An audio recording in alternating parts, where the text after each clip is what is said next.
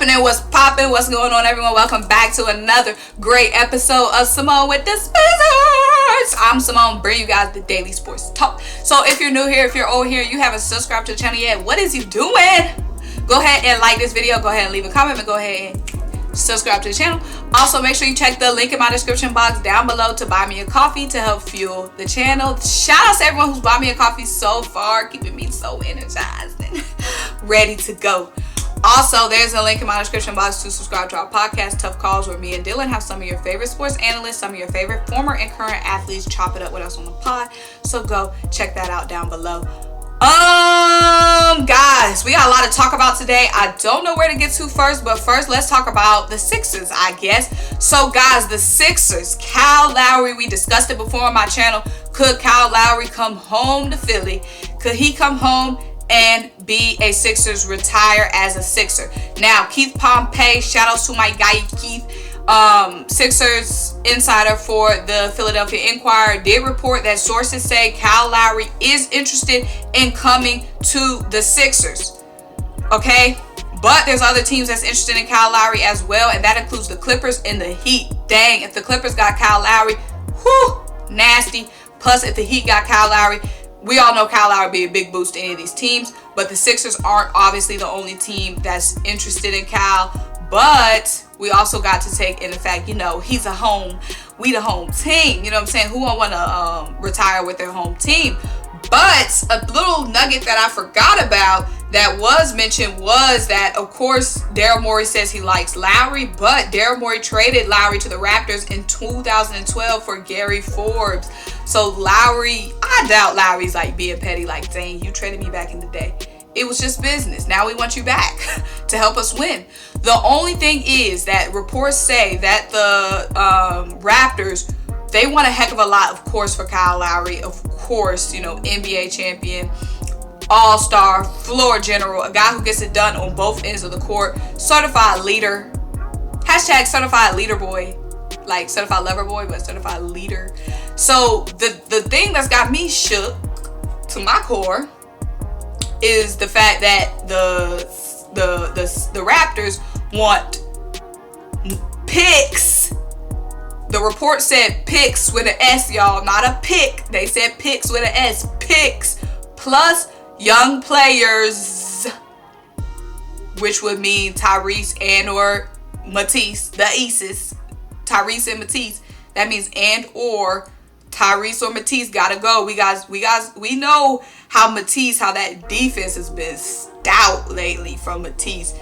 That's a huge blow off the bench. Plus, they want veteran players. So they pretty much want everybody on our team. That's got me concerned because we get Kyle, we giving up the whole loot though. Like we already have a depth problem. We already have an issue with scoring off the bench. So if we get Kyle and have to give up our bench,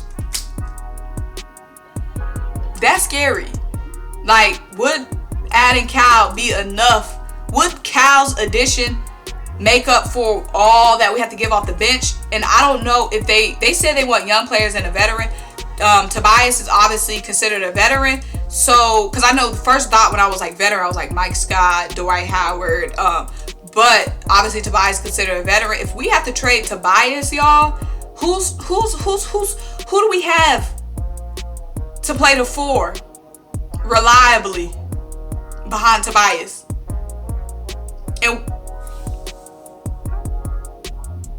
And if we have to trade Matisse, who's anchoring that defense off the bench? Who is being our Ben off the bench defensively? If we have to trade Tyrese or Shake, because they said young players, we have to trade Tyrese or Shake, because obviously they're giving up point guard. They want point guard. And mind you, Kyle Lowry's contract is hefty. 30 mil. That's a lot of contracts we're going to have to move. A lot of money we're going to have to move. It's just what's going to happen with our bench. Our bench is probably going to be in disarray. Because if we have to trade Tobias, there's that big looming question of who is going to be the guy who's going to step up and play the four. Tobias has been playing on an all-star level this season. That's more than an Ocean 2 tried to replace. You guys don't like Ben playing the four.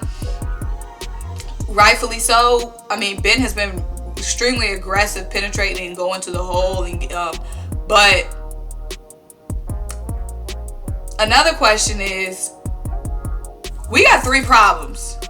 Yes, we need, okay, so when I'm saying point, when I say we need help at the point, I'm saying facilitation wise, because Shake is a good point guard. Tyrese is a good point guard, but they're not facilitators. They're not the best facilitators. They're score first guys. You know what I'm saying? They're really like combo guards. They're score first guys. We need a facilitator. That's where we need an additional facilitator besides Ben Simmons. That's where a Kyle Lowry comes in, a guy who's a great facilitator. But we have other issues too besides that. We need to shore up our scoring off the bench. That's another big problem. So if we trade for Kyle Lowry and trade away our bench that's already thin when it comes to scoring, are we going to be worse off? Like, our starting lineup is going to be legit, of course. I'm assuming Seth is going to move off the bench. I'm assuming it's going to be Ben, Kyle in the backcourt if we keep Tobias. If we keep Danny, I don't know who will be included in that trade. That's a big question, but our backcourt is going to be if we keep Seth. Y'all, it's just a big question of who they want, because they want the freaking loot, y'all. They want the loot. Hashtag they want the loot. They said picks, young players, and veteran players. They want the loot. So I don't know. I can't even predict this lineup after hearing what they want, because they want so freaking much. I don't know who's going to get moved. All I know is going to be Ben and freaking Kyle. But yeah, is the addition of Kyle going to make up for the lack of depth that we have coming off? Was it make up for the lack of depth we have coming off the bench, and we still need to shore up, you know, that power forward position? That's an issue. Like, you know, depth behind Tobias is something that we need to address anyway. So let me know what you guys think. But also, we got to talk about if the Clippers or if the Heat get Kyle, that's a problem for the Sixers. If we don't get Kyle, who else do y'all think we should get, guys? It's about to be March. Next week is March. It's crunch time, baby. Hashtag crunch time, baby. It's crunch time. So if we don't get Kyle, who do y'all think y'all can get? I don't know how y'all feel about some of the guys. I pretty much done made scenarios around every freaking body. So let me know if it's somebody I haven't mentioned that you guys think we should consider before the deadline. Because we need a big move. Maury said a big move was coming. Hashtag a big move is coming down below. Maury said a big, major, my bad.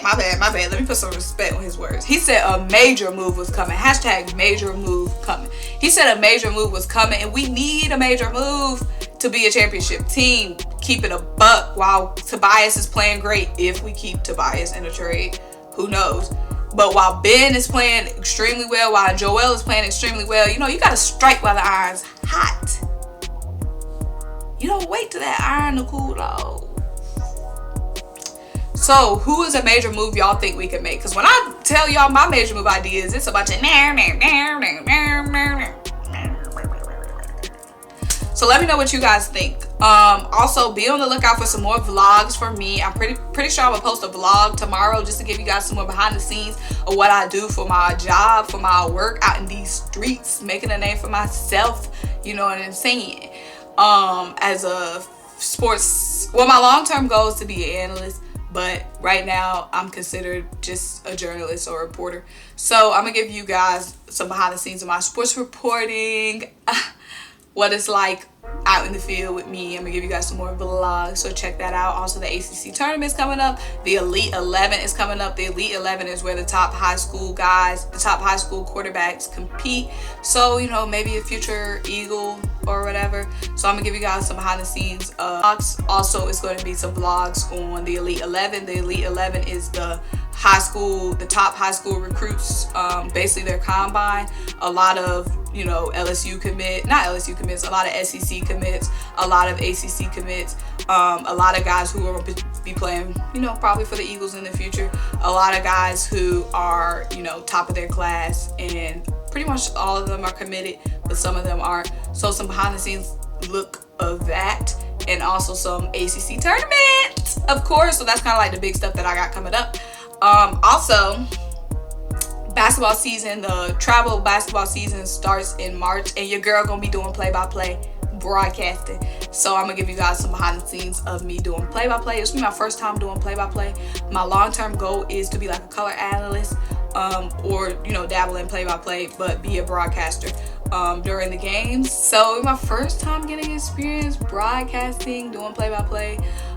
So I'm super duper excited. So I'm gonna give you guys some behind the scenes looks so you can follow me along on my journey, because you guys know I'm taking over this thing, point and blank and period. So make sure you like this video, make sure you leave a comment, subscribe, let me know what you want to see in my vlogs. Bye.